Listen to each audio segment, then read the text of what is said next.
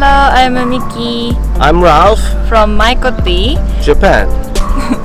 So this time we are going to show you all about matcha. That's it. We'll go to the fields, first of all, where they're picking the leaves, hand-picked. Here we go. This is the old leaves, old stem, old leaves. They are hard, they are kind of bitter, they weren't covered yet. But we cover the leaves to make them stay. Here we have one with new ones. Stay nice, shiny green, soft, very soft, and sweet. You taste them. Let's see whether they taste good. Let's see whether they Delicious. Different than with Tencha. Oh! Tencha Sweet. in open fields get sunshine all the time. Tencha, the most popular tea in Japan, 70% of all tea production is Tencha, is sunshine all the time, no cover. But for Gyokuro and for Matcha, we cover the tea fields. They're much smaller than the Tencha tea fields, not picked by machine, no scissor cutting, but with hands picking. And for matcha, they will be dried, they will not be rolled, dried, and they will be cut, and then they will be ground into powder. But they're much sweeter than other Japanese green tea and have lots of chlorophyll, and they have lots of amino acids. Not as much catechin, which makes it sweeter than here. To be professional, to be good. That's why you often see just the older generation doing it, because they're doing it the best. These older ladies do it the best. But young ladies are also trained to continue. This is what a matcha, well, later on matcha, what the harvest of tencha leaves, tencha, the covered leaves, shaded leaves, is like. That's what they have harvested, and it will be still sorted out. Checked, it will be weighed, and here the bad ones will be taken out. It's very old, traditional still. It's very conscientiously doing it with lots of care, all with human eye, not by computer or so. Everything is still old, traditional way. I would like to show you one more time the difference between the harvested tree and the non-harvested, which still has the new leaves. If you look over here, this tea is plugged. All the new leaves are gone. Dark green ones, which have grown before in this year after the tree bush was cut, but they weren't shaded yet. That's why they are hard and dark green. But if you look over here, the new rows, all nice, beautiful green. This is a part which grew under the cover.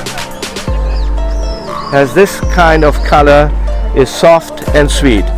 These only will be harvested for matcha.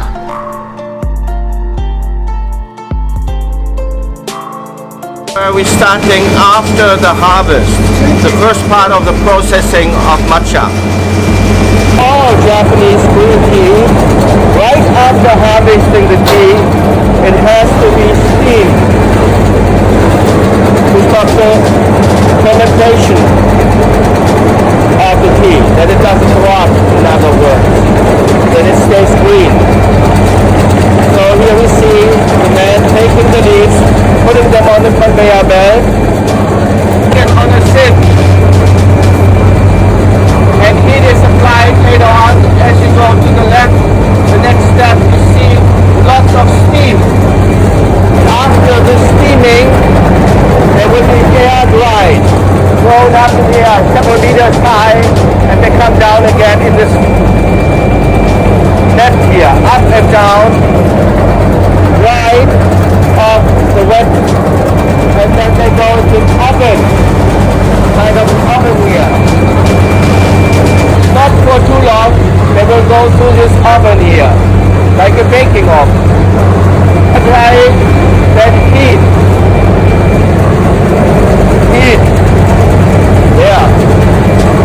That's about, it's supposed to be about 150 degrees. Right now, 150, you see? 150 degrees Celsius in this oven here, baking oven. We open up one out of the oven and going up again, up there. Second layer, coming down on second layer and going then into this tank here. After all the heat is applied, you see, you're shriveled up, kind of. Right, tea comes out here, it will be separated. Again, here goes the garbage. That is going to be thrown away, the trash. Like stems, things that are not good for producer matcha. Here the leaves will come down, dried leaves, which then will be cut pieces, which then are called Tencha, the shaded, dried tea leaves. Tencha, and that Tencha we saw in the mill being ground into matcha.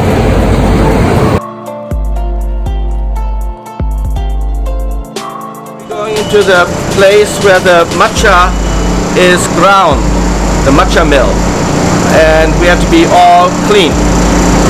We have to go through an air shower to get rid of all dust and little particles. I'll go first, alright?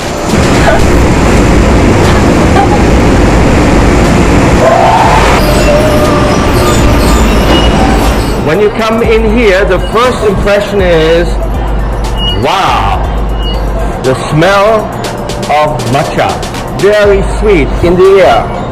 And the matcha is so fine that it settles on your clothes, everywhere, on your shoes. When you go out, you have footprints of matcha, actually, later on, outside. It's very, very refined mill, and you see how many are moving here. 24 hours, all the time, they're grinding the matcha.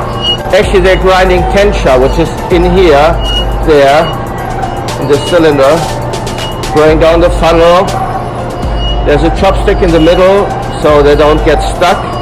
And there are two, I would say it's like marble stones, grinding them.